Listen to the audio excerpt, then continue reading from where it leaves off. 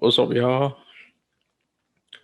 So, anniversary came up, infamous anniversary for myself came up um a couple of weeks ago. I didn't even realize that it took place around this time, but I did promise I would tell this whole story to you guys, and it's very relevant with what's going on in the country because if you hadn't noticed or you've been living on a rock, the Derek Chauvin trial for the murder of George Floyd had been going on basically all this month. And during the trial, actually, two people were killed, Dante Wright and Adam Toledo. Dante Wright in Minnesota, actually 10 miles down the road from where the trial was taking place in Minneapolis, and Adam Toledo in Chicago, which is not too far from Minnesota. They're all within the Midwest area, and then another Midwest killing by a police officer also happened in Columbus, Ohio, and that was not even like an hour after the verdict, where Derek Chauvin was found guilty on all three charges. It was not even an hour after that. So thinking about the interaction that George Floyd had with Derek Chauvin and the three other police officers who did nothing to help him before his death, as well as every other interaction with a person of color, mainly black people, with police, it was very close to the heart because, with seeing the amount of people who have been killed by police, it's like for black people, mainly black men, but not excluding black women because black women have been killed by the police also.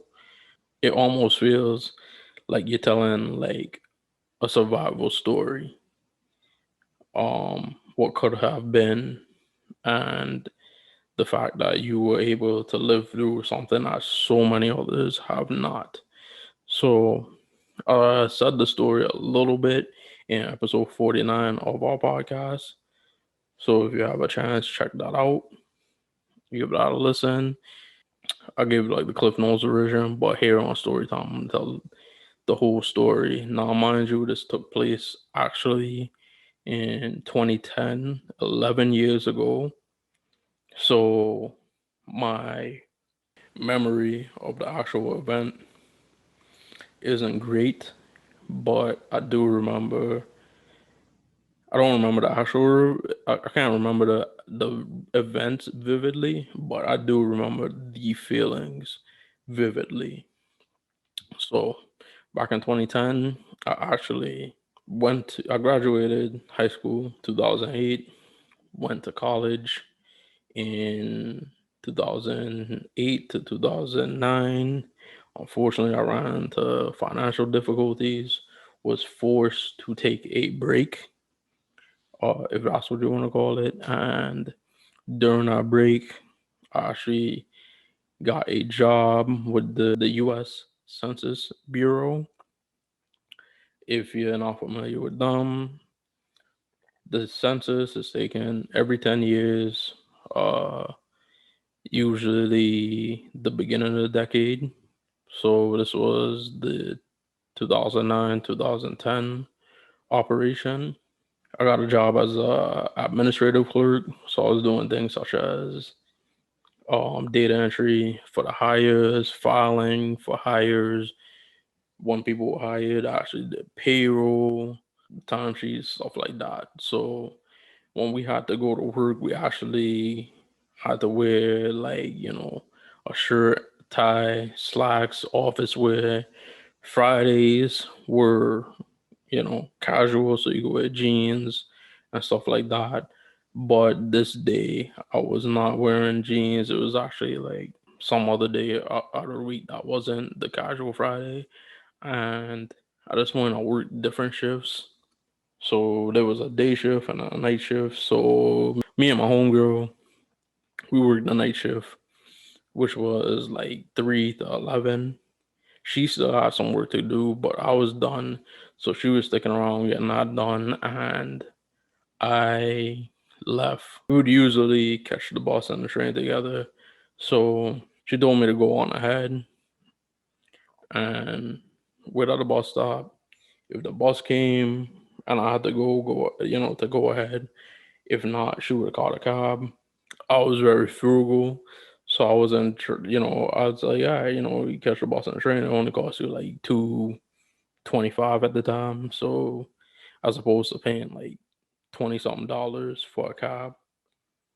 So went to the bus stop. This was 2010, so this is before or actually like it was during the time people had iPhones, but this is at the time I had like a BlackBerry, so it ain't like you could have like scrolled through Twitter, Instagram, Facebook, or watch YouTube on your phone to kill your time. So it was like a long block, and what I would do is, I'd walk from one end of the block to the other end of the block, and it was kind of like on a slope. So you'd kind of have to go to the other end of the block to look and see if the bus was coming. So I walk from the one end to the other block, back and forth, just to like kill time, and also waiting for my friend to get off work. I see this cop driving past, and for whatever reason, me and that cop made like eye contact. He's like staring at me like literally like the whole time he's driving, and then he like sped up, but then bust like a hard ass like U-turn, and flipped on the sirens, and pulls up in front of me, pops out, gun out, everything. I believe he had his gun out. I think he did. It was like hands up. What were And he was like, "What are you doing? What were you doing at the phone?" And like, I was like, "What?" And it was like the phone, that phone right there. Like, and it was like this payphone that I never even noticed all the time I've waited for that bus. I'm just walking back and forth, like, man, what is this? And he's like, "What were you doing at that payphone?" And I'm just like, dude, like, I was just like, I'm waiting for the bus. And he was like, "Did you use that phone?" And I can't remember what it was. I think they said somebody said there was a bomb at that phone, or somebody called a bomb threat from that phone. Mind you, I'd only been out there for like 10 minutes, and I'm like, dude, I didn't do that. Mind you, again, I'm in a dress shirt, tie, slacks, office wear. Like, it ain't like I'm looking like the type of person I'm looking like a dude that got off of work from an office. Like, I don't know if people dress up like that and then call bomb threats. So I was confused and like terrified. And this was 2010. So this is before, a lot of people say the only thing that has changed is now things are caught on video. So this is way before Tamir Rice and Trayvon Martin, Eric Garner, Philando Castile, Anton Sterling. This is before all of those people. Like, the only thing that was fresh on my mind was, of police brutality is like Rodney King and Amadou Diallo, which actually took place in New York, was one of the first things on the news when I first moved here to New York.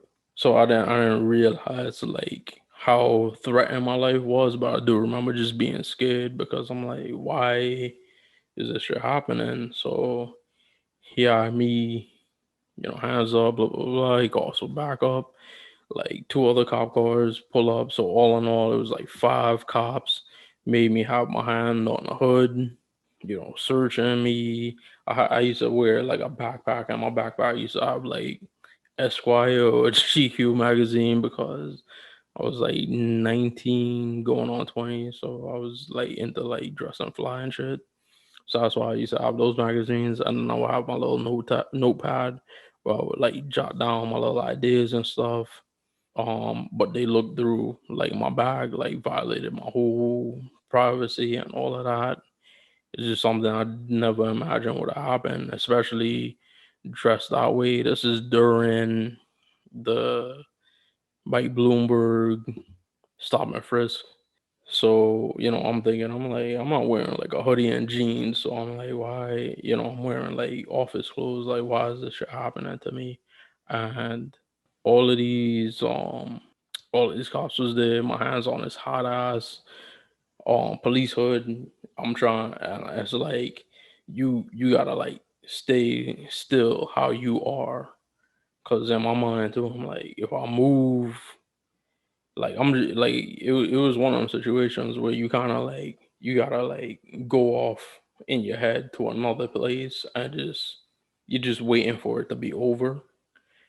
And so that's what I did. So like I was standing there with my legs spread, hand on the hot ass police hood, and I was just like somewhere else because I'm like, I just want the shit to be over. I didn't do nothing. Like, what is gonna happen to me? Am I going to jail? Am I gonna die? And it's like the least likely thing is like, oh, they're gonna let you go. And think of that for a second, let you go, like as if like you did something and you got off like scot free. Like I literally didn't do nothing except for wait for a bus.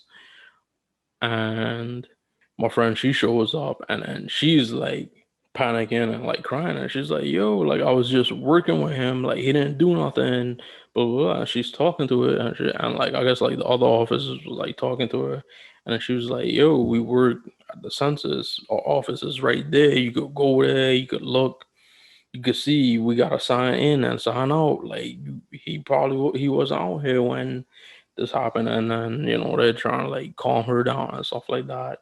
And I posted on my Instagram, and I've been posting it every now and again from here on out. And I had to let her know this time, especially in light of the events that happened.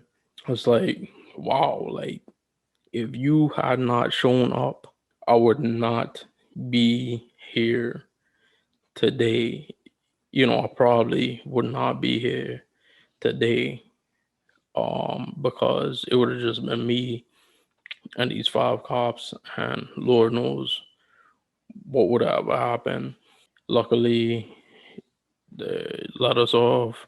It was so late at that point. The bus that I was waiting for stopped running, and this is another thing where I'm like, where officers really like lose me and I kind of lose compassion for them because they don't really have compassion for people.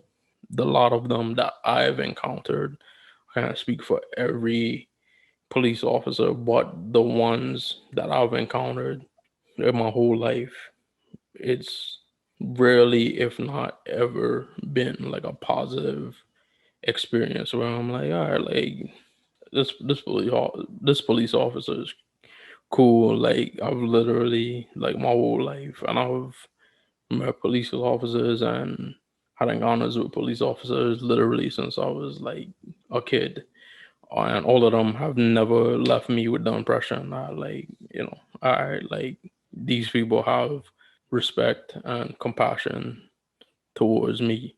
But the thing about it is, like I said, like the bus stopped running.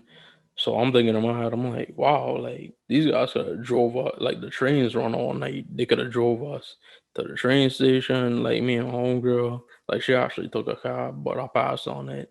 They could have took us to the train station, which wasn't not even like 5 minute drive, 5 minutes driving, but it was like, a 20-minute walk. And at this point, it's already like well after 12. It's almost like 1 o'clock in the morning. The later it gets more and more dangerous. So the situation where the cops done took you from a late ass hour to like an even later ass hour where it's like, all right, if I don't get killed by the cops, I could probably get killed by somebody on the way home. And I ended up essentially walking the train that takes me home, and I got home very very late. But it was just a very heartbreaking situation. And I remember when Philando Castile and Alton Sterling, those tragic killings happened where cops killed these unarmed black men. I posted on I posted on Facebook different interactions where I had with cops, and one of my best friends, my bros, like he actually reposted that because I posted that situation, like one or two other situation with cops where it was just like, bro, these people don't care for me, and I think like one of his relatives like responded to that.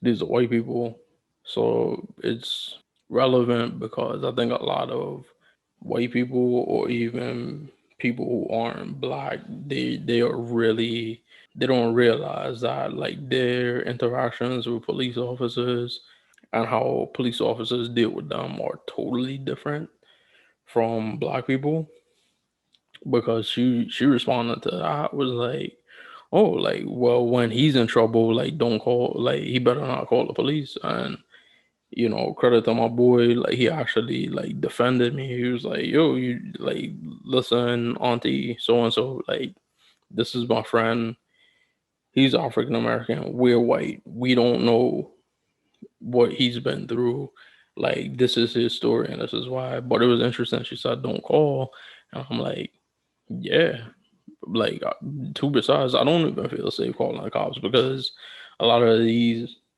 killings, it's like the actual person who calls the police that gets killed by the cops when you're a person of color. But it led me to another incident where um I had to go. I wanted to go to my friend's wedding, so my mom and my brother went with me, and I didn't have a driver's license. So my brother was like 6 or 7 years old, and as I've said on the show before, he's autistic. So different social situations he doesn't know how to like deal with, or no, doesn't know how to rationalize it. So my mom had been stopped for speeding because we were trying to get to Pittsburgh from New York like that same night, and it's like a 7 to 8 hour drive. So my mom was trying to like mash it and go, and we actually got stopped by like the Pennsylvania like state troopers, and they were like extremely rude and were asking questions that had nothing to do with a traffic stop. For one, they asked my mom to step out of the car to get her like information, and for a traffic stop, as we've seen, and that's what I highlighted the how I was dressed, because as we've seen a few weeks ago, actually it took place a while ago, but Army lieutenant in uniform was pepper sprayed and accosted by police officers because his license plate was taped to the back of his windshield instead of on his car. Instead of on his car, they still basically treated him like a criminal, and it's like, it's a person who's serving in the military and has his military uniform on, and in a traffic stop, like speeding, things like that nature. Like, they, unless they have a suspicion to stop you, you don't have to leave the car. It's usually like, all right, ticket and license, ticket and registration, all right, I'm gonna take it, I'm gonna give you a ticket, or I'm gonna give you a warning. So they were giving us a warning, and she's out of the car. So then the guy comes up and he's like searching the car and shit, and I'm just like, bro, I'm a 20 something year old black dude, obviously, as we've seen, fits the perpetual description, but at the same time, it's like my mom's like a Indian woman in her 40s. My brother, he's a little boy, 6 years old, elementary school age, sleeping in the back of the car. And what do we have in the car? Suitcases, snacks, food, stuff like that. And they're like searching the car like we had like something to like hide in it. And it's interesting because they, obviously they separated us, and she's talking to him. So then the other guy comes in and he's asking me my business. He's like, "Oh, like where you guys headed?" And I was just like, "Oh, Pittsburgh." And he's like, "What for?" And I'm like, and I'm like, I'm naive as hell, or I'm trying to like keep it cool. I'm thinking like dude was just trying to like make conversation while he was doing, his job or whatever. And he's like, "What for?" And I was just like, "Oh, I guess my friend's wedding." "Your friend?" And I was like, "Yeah, my friend from college." It was like, "What college?" So I told him the college. And it was like, "Oh, what year did you graduate?" And I was like, "I didn't. I had to take time off because I had to take time off. I didn't get to graduate, financial stuff." And then he was like, "Why don't you finish?" And I'm just like, I didn't have money. So again, it was like a situation where it's like, what does this have to do with you stopping my mom from speeding? And I just like that's when I just kind of like ignored the dude. Like I didn't even say anything after that. I just let him search for nothing. And at this point, like me and my mom were worried for my brother because we don't know, like, what if he woke up? Like, what if he started panicking? Obviously, we've seen a ton of situations where autistic people or people on the spectrum have encountered police officers, and police officers do not know how to deal with that situation, and lives are lost. So that's what's running through both of our minds. So they let her off with a warning, and after all that shit, I'm sitting and I'm thinking, I'm like, man, like I wish they would have just gave a ticket if it meant you didn't have to go through all of that. And then she told me like these dudes was like assholes because they was asking all of these random personal questions. I guess the one guy was like, "Oh, where are you going?" And she said the same thing. Again, this is a situation where it's like whatever they were looking for, it's not like both of our stories like matched up. Because she was like, "I'm taking my son to his friend's wedding, and the wedding is at 12 p.m. So I was trying to like, make up some ground, whatever, whatever. For whatever reason, like he was asking why I wasn't driving, and then she told him like because he doesn't have a license, and it was like why doesn't he have a license yet? And it was like, and she said, "Well, I'm driving him because he doesn't have a license. That's my son. He wants to go to his friend's wedding, so I'm gonna help him out." And then that officer, this is when again another situation where they stepped out of line. It was like, isn't it a little embarrassing that your son's like, I think I was 23 at the time. It's like, don't you think it's embarrassing? Your son's 23 and he doesn't drive or something like that. And I was just like, what the hell does that have to do with anything? First of all, I'm not driving. This was speeding infraction. If I'm not driving, why would it matter that I'm not driving? But you're this white guy with a badge. You got some people of color, one being black. Actually two being black because my brother's black too. So you kind of want to like use your authority to belittle us, and it was like a very uncomfortable encounter, and it's something again where I'm just like, we was just going on like a little road trip. I'm like, are white people the only people allowed in this country?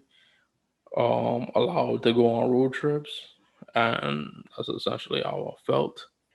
Again, like I felt like that event was very substantial in my life because I feel like with a lot of black people, a lot of African American, especially for us males, it's like every interaction with a cop feels like a survival story. So I actually gave y'all two. So on a very like side note, thank you guys for joining me for the story time.